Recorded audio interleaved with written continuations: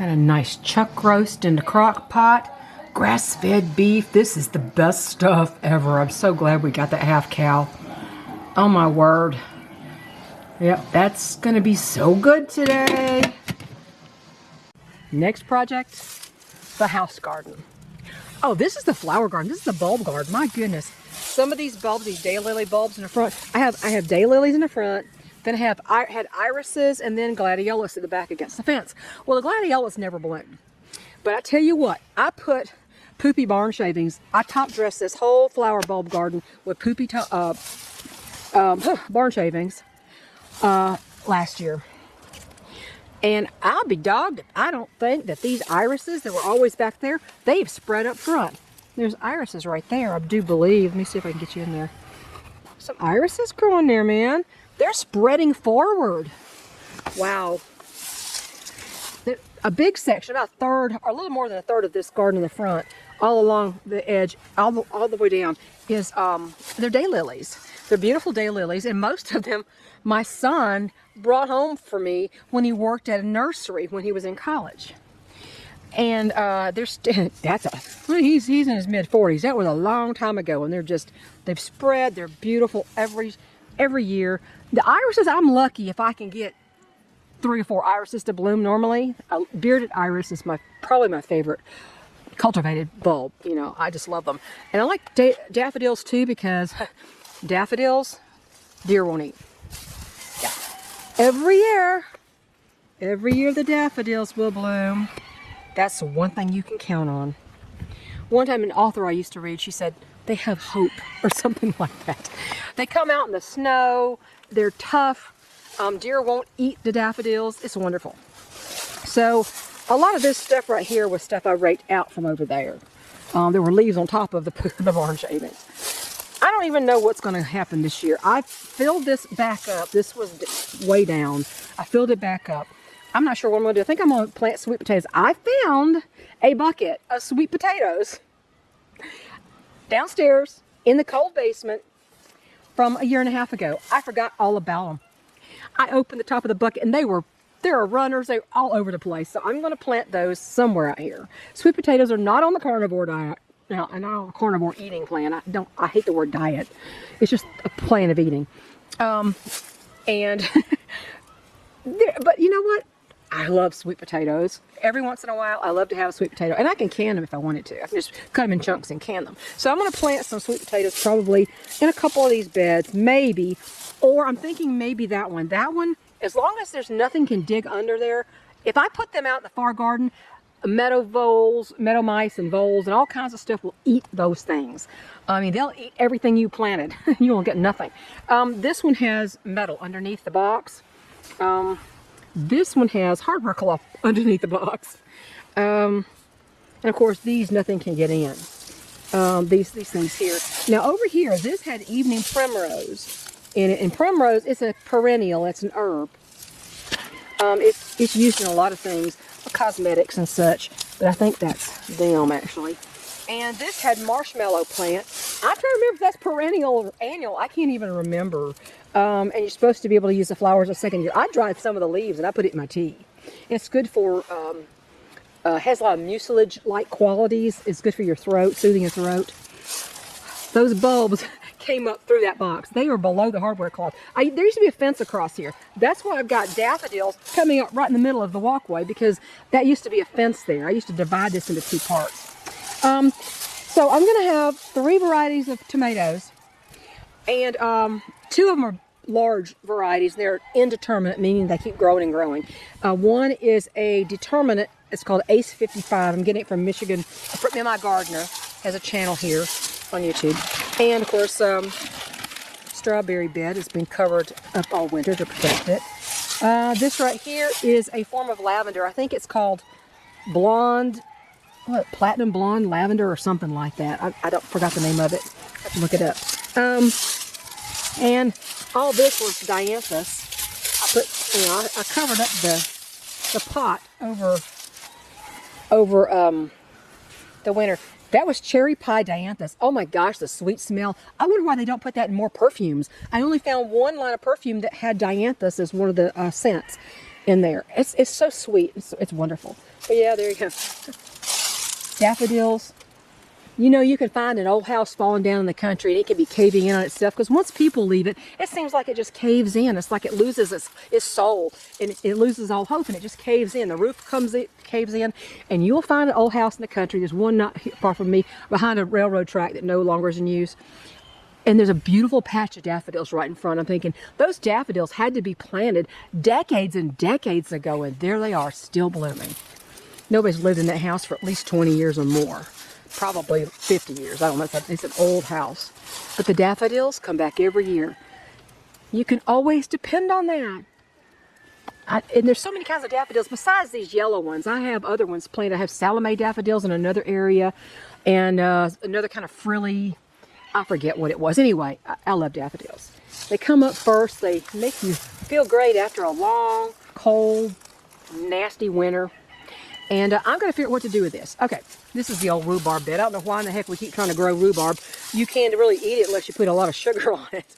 So I'm not really that much of a fan of. I like it in pies and such, but you know, I haven't been able to really grow it very well in all these years. I may just dig all this up and use this for something else. But this bed right here, there's nothing under it. It's, you know, tunnelers can get under it. But this is where we grew some tomatoes last year. We grew paste tomatoes.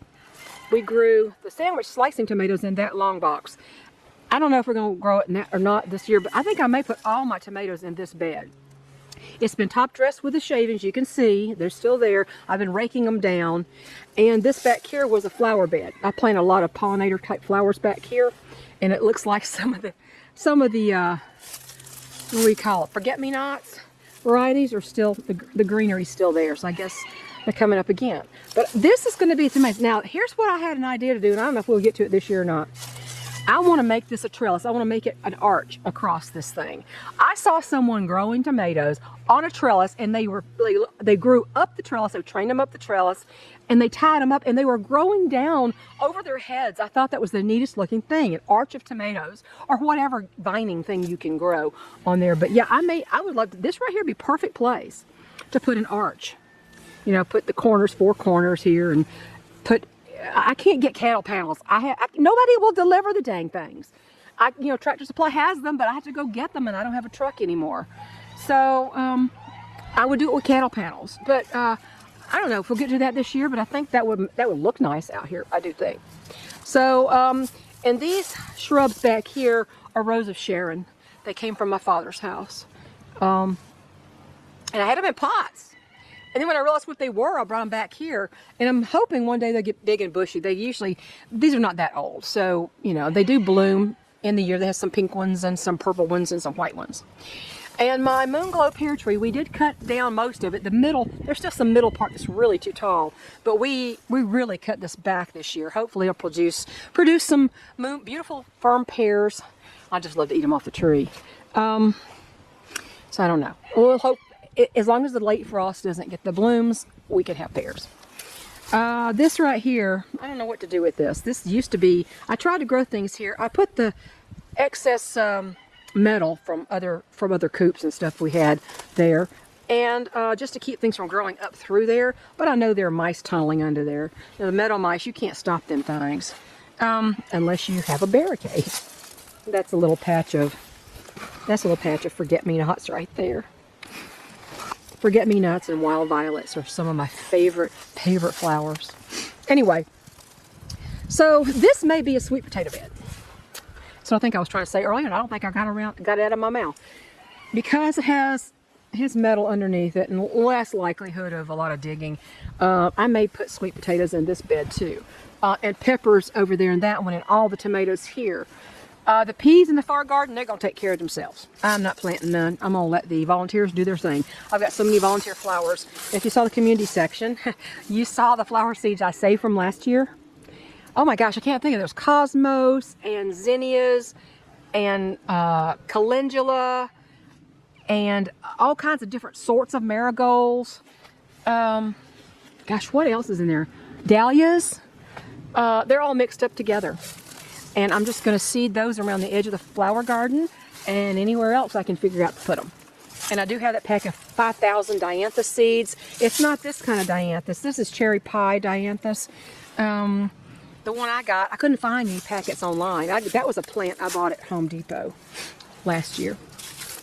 Oh, anyway, and that, I don't even know which one this is. This was, it had Thérèse Bugnier, a shrub rose, and it was mixed with, there was a Mr. Lincoln put in here, which is red. The Thérèse Bugnier is pink. I don't even know. Something's growing back, and I guess I'll find out when it blooms which one it is. I can't remember because there were two of them put together in basically the same hole. Anyway, and yeah, there's monkey grass. My mother had all her sidewalks edged in monkey grass. I know people think it's a horrible old-fashioned thing, but it's something from my childhood. I always remember is every sidewalk had a patch of, had an edging of monkey grass. And so my dad gave me some and I stuck it in there. That's a peony shrub.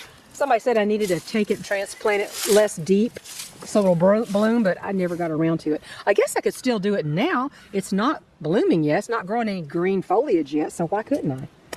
Anyway, this is what I have to work on next, y'all. It's been real cold last couple days, so I've been out here working on it. But you know, the daffodils, no matter what, civilization can fall, and the daffodils or the traditional old roadside orange daylilies, they'll all be coming up. People in the country planted them near their cellar doors and all kinds of places, and even when the homestead is gone, the bulbs keep going. I think that's just amazing. I'm in the barn, so forgive the noise you're about to hear. For days, I won't have a rat. Then next thing you know, last night, there was one rat, and it was running in and out behind these, and there's nothing here. There is no hole here for it to go through. There's nowhere on the floor that thing is coming through. In there is concrete. This is all concrete. We got new weather stripping on the bottom of the door that's not chewed up.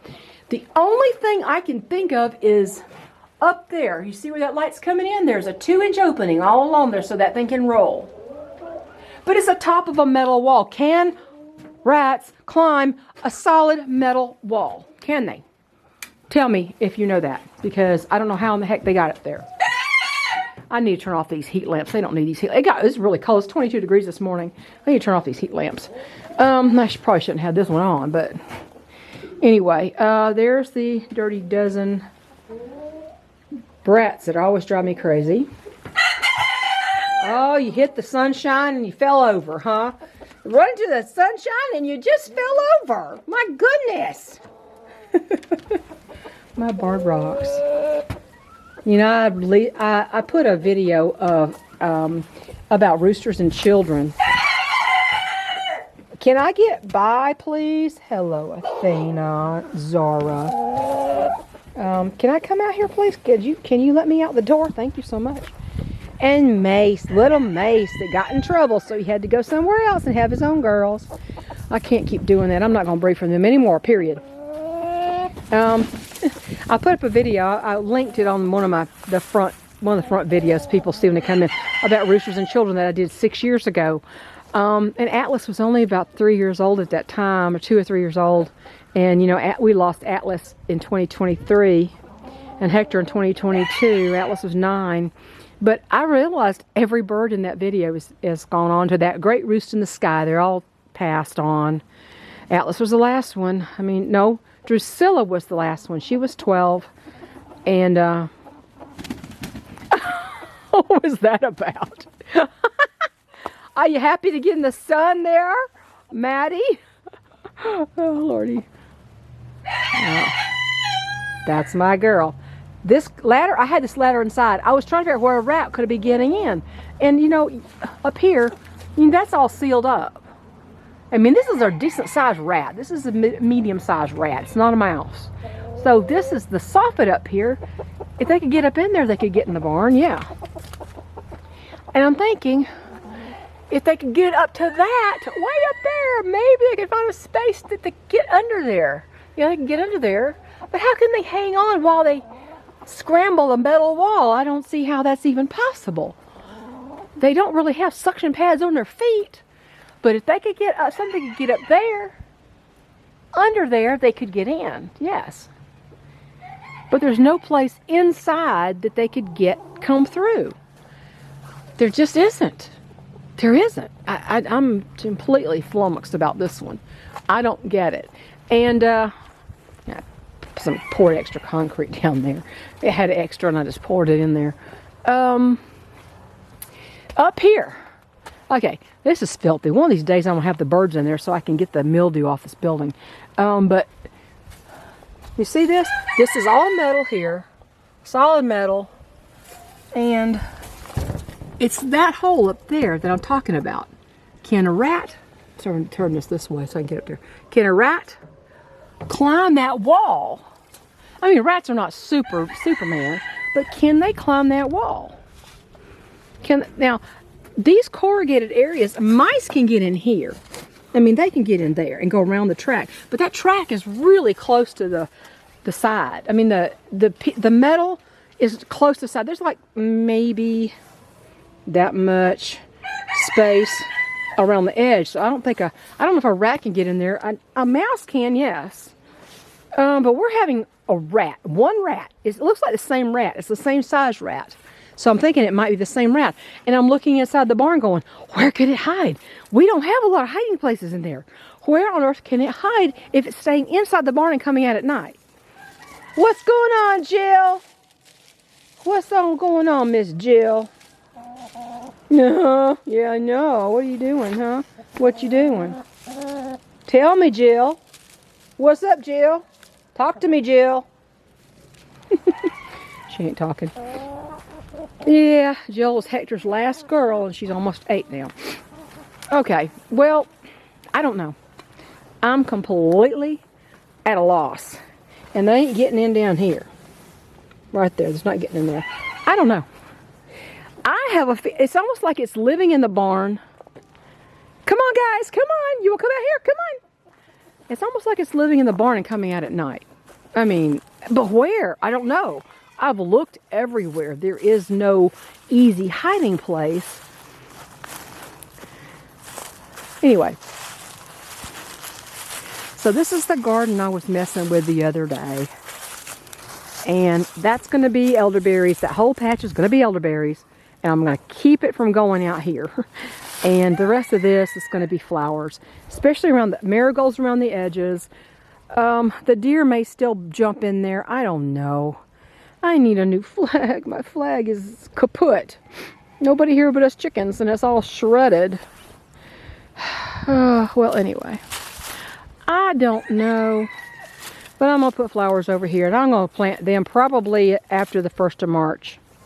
Because a lot of these are fairly frost hardy. Marigolds are frost hardy.